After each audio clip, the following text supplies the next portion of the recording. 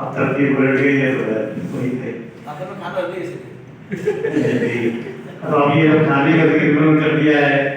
تو اب اس کے بعد میری تقریر تو میرے اس کو دلچسپی ہوگی. بہرحال یہاں پہ کچھ مزاح کی باتیں بھی ہوئی ہیں اور کچھ دل سے چاہ رہا تھا کہ کچھ مزاح پہ کچھ بات کی جا سکے، لیکن میں کیا بات کروں، اس لیے کہ اب تو میں یہ نہیں کہہ سکتے کہ خواتین اور رات، اس لیے کہ خواتین بھی نہیں خبر ہو رہی گئی تھی اور پھر دیکھ کے لیے نہیں ان کے. تو پہلی بات میرے ذہن میں آئی تھی، دو باتیں مزاح کے حوالے سے کیونکہ یہ ہوئی ہیں. ایک تو یہ کہ یہاں کتے پہ معذور کہا گیا. ابھی چند دنوں پہلے ہی ہمارے ایک دوست جو محفل میں موجود ہیں ان کو کتے نے کاٹا تھا، تو لوگوں نے اس پہ بہت سی باتیں کی، لیکن فیور نہیں تھا. لیکن میں نے مزاح کی بات نہیں کی، میں نے بڑی سنجیدگی سے یہ کہا کہ اور کچھ ہوا نہ ہو نہ ہوا ہو، آپ کو زندگی بھر کے لیے ایک بہت بڑا نقصان ہو گیا. انہوں نے کہا وہ کیا؟ میں نے کہا آپ ساری زندگی یہ نہیں کہہ سکتے کہ کیا مجھے کتے نے کاٹا ہے.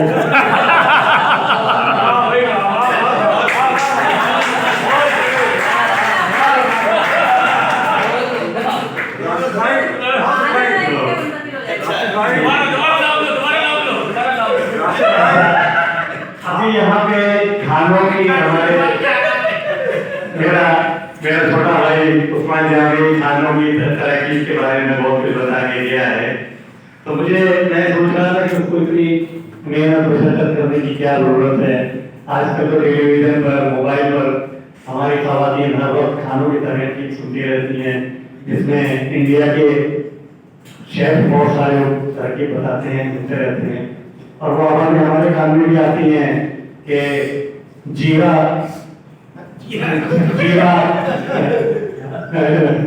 کم ماترے میں، نمک سواد انوسار، اور یہ ساری طرح کی سارا دن اور رات سننے کے بعد شام کو وہ فوڈ پانڈا آرڈر کر دیتی ہیں.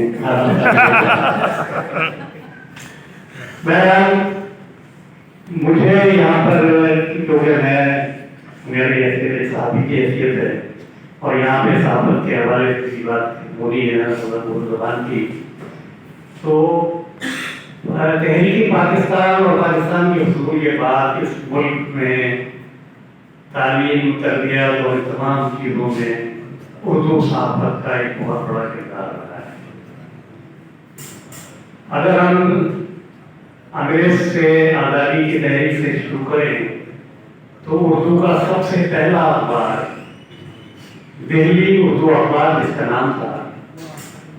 اس نے جو قربانی دی انگریزوں سے آزادی حاصل کرنے کے لیے اور اردو کے نفرت کے لیے، وہ اس کا ذکر بہت کم لوگ کرتے ہیں. دہلی اردو اخبار جس کا نام تھا، جب 1857 میں انگریز نے دوسری بار دہلی پر قبضہ کیا تو انہیں سب سے بڑا خطرہ دہلی اردو اخبار سے انہوں نے محسوس کیا، اور سب سے پہلا کام یہ کیا کہ اس کے ایڈیٹر مولوی محمد باقر کو گولی مار کر دیا اور اخبار کو پوری طور پہ بند کر دیا. اردو صحافت کی قربانی جو وہاں سے شروع ہوئی تھی وہ بعد میں بھی جاری رہی، اور پاکستان میں اگر ہم اردو صحافت کی تاریخ کی بات کریں تو یہاں پہ لوگ کو ذریعہ پاکستان سے روشناس کرانے، ہماری نسلوں کی تعلیم و تربیت میں اردو صحافت کا بہت بڑا کردار رہا ہے. چاہے وہ اہلاریوں کا مجاہد ہو، تسلیم ہو، یا ظفر علی خان کا زمیندار ہو، مولوی محبوب علی کا پیسہ اخبار ہو، اس طرح کی بے شمار انقلاب ہو، اس طرح کے اخبارات تھے جنہوں نے پاکستان بننے سے پہلے اور پاکستان بننے کے بعد اردو کے لیے اور پاکستانی اس بڑے صغیر کے مسلمانوں کے لیے بڑی اہم خدمات انجام دی. پھر پہلا اخبار جسے ایک جدید اخبار کہہ سکتے ہیں، جس نے ایک نیا طرز پاکستان کی صحافت کو دیا،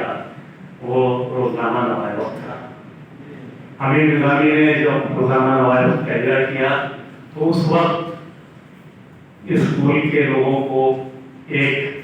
ایسے اخبار کی ضرورت تھی جو نظریہ پاکستان اور مسلم لیگ کی ترجمانی کا کام کرے، اور اس اخبار میں جو جدید اخبار کی جدید طرز پر نکالا گیا تھا اس میں یہ کام کیا۔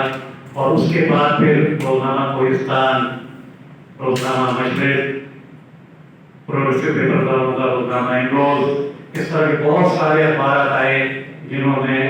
جن کی بہت خدمات انہوں نے ہر لحاظ سے قوم کی تعلیم، تربیت، کی نظریاتی اخلاق کے لیے بہت اہم خدمات انجام دی۔ اور پھر ایک اخبار جس کا ذکر یہاں چونکہ اردو کے حوالے کی بات ہو رہی ہے، وہ جس نے بالکل نئے رجحانات صحافت کو دیے، اور وہ تھا 60 کی دہائی کے آخر میں فخر مادری نے جب روزنامہ حریت کا اجرا کیا۔ روزنامہ حریت پاکستان کا پہلا جدید اخبار تھا جس نے صرف خبروں تک جو نہیں محدود نہیں رہا، اس نے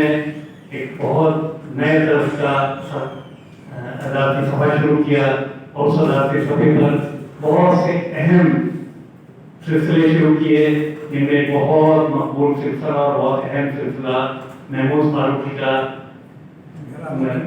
محراب و منبر تھا۔ اس کے علاوہ ظفر اللہ خان کا کالم تھا، اور اس اخبار میں پہلی مرتبہ پاکستان کی تاریخ میں، پاکستان کی صحافت میں بچوں کے لیے الگ سے اور خواتین کے لیے الگ صفحہ شروع کیے، اور روزنامہ ڈیلی اخبار میں تجارتی خبروں اور کھیلوں کی خبروں کے لیے اپنے صفحات مخصوص کیے، ایک بالکل نئے رجحان۔ اس کے علاوہ اس نے نوجوانوں کو راغب کرنے کے لیے اخبار کی طرف بہت سے نئے سلسلے شروع کیے،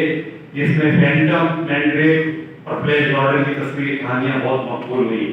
جو انہوں نے اردو میں ترجمہ کر کے دیتے تھے۔ اور اس شاید اگر اردو زبانی کچھ لوگ یہاں موجود ہوں گے انہیں یاد ہوگا کہ اس اخبار میں ابن صفی کے 3 ناول جس میں جو کی واپسی اور ڈاکٹر جوازو سلسلہ وار چھپے، اور اسے نوجوانوں میں اخبار پڑھنے کا بڑا رجحان پیدا ہوا۔ لیکن اس کے بعد پھر کچھ اخبارات جو ہیں وہ اس طرح کے آئے جن کی بنیاد تجارتی تھی، اور مجھے افسوس سے کہنا پڑتا ہے کہ پاکستان کی صحافت میں خراب رجحانات اور یہ اس طرح کی تجارتی مسابقت میں روزنامہ جنگ جو اس وقت آج بھی سب سے بڑا اخبار ہے، اس نے بہت خراب رجحانات اس ملک کو دیے، اور اس کی وجہ سے حریت اخبار، مشرق اخبار، کوہستان، امروز، اس طرح کے بہت سارے اخبارات جو ہیں وہ بند ہوئے۔ اور پھر اس کے بعد ایک پاکستان کی صحافت میں ایک نیا رجحان آیا، اور وہ رجحان جسے کم از کم رجحان کہہ سکتے ہیں، تجارتی رجحان کہہ سکتے ہیں، جو آج تک جاری ہے۔ لیکن یہاں پر ایک اہم بات جو میں کہنا چاہتا ہوں وہ یہ کہ جس طرح سے ہمارے مقتدر حلقے، حکمران یہ تاثر دینا چاہتے ہیں کہ اس ملک میں کیونکہ صرف اردو بولنے والے نہیں ہیں، مختلف زبانوں بولنے والے ہیں، تو اس لیے خالی اگر اردو کے لباس کی بات کی جائے تو اس میں کچھ مزاحمت ہو سکتی ہے۔ لیکن یہ سب جانتے ہیں کہ اس ملک میں بہت بڑے بڑے انگریزی اخبارات لکھے، جن میں Pakistan Times, the Nation, Muslim, the Sun, Morning News اور اس طرح کے بہت بڑے بڑے اخبارات، اور پھر شام کے اخبارات لیڈر، اسٹار اور ڈیلی نیوز، اس طرح کے اخبارات تھے۔ لیکن یہ تمام اخبارات جو ہیں دم توڑ گئے، اس لیے اس ملک کی آبادی، کثیر آبادی جن کی ماں بولی اردو نہیں ہے، لیکن اس کے باوجود وہ اردو اخبارات کو پڑھنے کی ترجیح دیتے ہیں۔ انگریزی کے لیے بہت کام کیا گیا، بہت کوشش کی گئی، لیکن انگلش اخبارات سارے کے سارے دم توڑ گئے۔ اور شاید آپ لوگوں کو یاد ہو کہ انگلش کے چینلز، اس وقت تو دور چینلز کا ہے اخبارات کے مقابلے میں، لیکن इंग्लिश के जो चैनल्स शुरू हुए वो तमाम नाकाम हुए। एक्सप्रेस वालों ने भी कोशिश की इंग्लिश के चैनल निकाल के, नॉन वालों ने भी कोशिश की, लेकिन इंग्लिश के चैनल नहीं चल सके। और इस मुल्क की आबादी, कौम का ताल्लुक, इस मुल्क के अवाम कौम का ताल्लुक खैबर पख्तूनख्वा से हो, बलूचिस्तान से हो, सिंध से हो या पंजाब से हो, वो उर्दू अखबार पढ़ते हैं, उर्दू चैनल्स को देखते हैं। लिहाजा ये कुलिया कि उर्दू अखबार जो है उसको तासुब की बुनियाद पर के साथ खास लोगों की ज़बान है, तो ये बात मानने वाली नहीं है, चलने वाली नहीं है। ये बात सिर्फ इतनी है कि जैसे मैं पहले भी कई दफ़ा कह चुका हूँ कि 1854 में जब पहली बार लॉर्ड हॉकिंस ने ऐलान किया कि भारत में सरकारी गुलामत सिर्फ उन लोगों को मिलेगी जिन्हें अंग्रेजी आती हो, तो फिर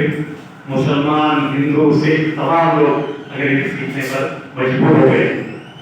इसी तरह से हमारे उसके बाद से वो गोरे तो चले गए यहाँ से, लेकिन अपने नुमाइंदों को यहाँ छोड़ के चले गए जो आज भी यहाँ हुक्मरान हैं। और उन लोगों को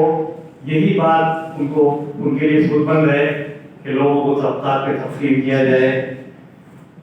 अमीर का और जो मुक़्तदिर होता है, हुक्मरान होता है, उनके बच्चे जो हैं वो इंग्लिश पढ़ें और वही बड़े ओहदों पर आए, वही जनरल बने, वही सीएसपी ऑफिसर बन करके आए और गरीब का बच्चा जो गरीब ही रहे। तो ये हम लोग चाहे कितनी भी तहरीकें चला लें, कुछ भी कर लें, लेकिन हुक्मरानों को ये बात उनके मफाद में है कि वो लोगों को इस बुनियाद पर तस्लीम करें। अगर आज कोई हुकूमत ये ऐलान करे, और आज हम जब ये बात कर रहे हैं तो आज हम सुप्रीम कोर्ट के फैसले की 8वीं बरसी मना रहे हैं। जस्टिस जलवास खालिया के फैसले की 8वीं बरसी मना रहे हैं। और आप ये देखिए कि इस मुल्क में जहां पे सुप्रीम कोर्ट के फैसले पर जुल्फ़कार अली भुट्टो को फांसी लग सकती है, नवाज शरीफ को नायल कर दिया जाता है यार, लेकिन उर्दू के हिफाज के लिए उसके फैसले पे अमल दरामद नहीं हो सकता। इसलिए नहीं हो सकता कि तमाम जितने भी हुक्मरान यहाँ हैं, कौम का ताल्लुक फौज से हो या फिर सियासी जमातों से, उन सबको ये बात सूट करती है कि लोगों को सत्ता में तस्लीम किया जाए, गरीब का बच्चा गरीबी रहे और अमीर का बच्चा जो है अमीर। अब मामला यहाँ तक पहुँच गया है कि हमारे बच्चे न सिर्फ ये अंग्रेजी ज़बान में तालीम हासिल कर रहे हैं, बल्कि उनका निसाब भी बाहर से बन के आता है और उनके पर्चे भी ऑनलाइन होते हैं। और कितने बड़े नुकसान की बात है कि हमारे बहुत से लोग जो मुतवस्सित तबके के लोग हैं, किसी तरीके से मेहनत करके पेट मार के अपने बच्चों को स्कूलों में तालीम दिलवाते हैं, और जब वो बच्चे यहाँ से कुछ तालीम हासिल करके बनते हैं तो वो अपने सलाहियतों और अपनी मेहनत का फायदा अपने मुल्क को पहुंचाने के बजाय इस मुल्क को छोड़ चले जाते हैं। लिहाजा हम चाहे किसी कुछ कर लें, जब तक इस मुल्क के हुक्मरान नहीं चाहेंगे और उर्दू जबान को कौमी जबान बना के उसको मईशत के साथ नहीं जोड़ेंगे, हम कुछ भी करते रहें, हम लोग इसी तरह दिल से जुलूस करते रहेंगे। मेरा जाती ख्याल ये है कि कोई फायदा नहीं होगा जब तक कि हमारे हुक्मरान वाला तबका जो है उनमें कोई ऐसी हुकूमत आ जाए जो उर्दू को सरकारी जबान के तौर पर नाफिज करे, उसको मईशत से जोड़े, फिर उर्दू देखिए आप कितनी अहम हो जाती है। शुक्रिया।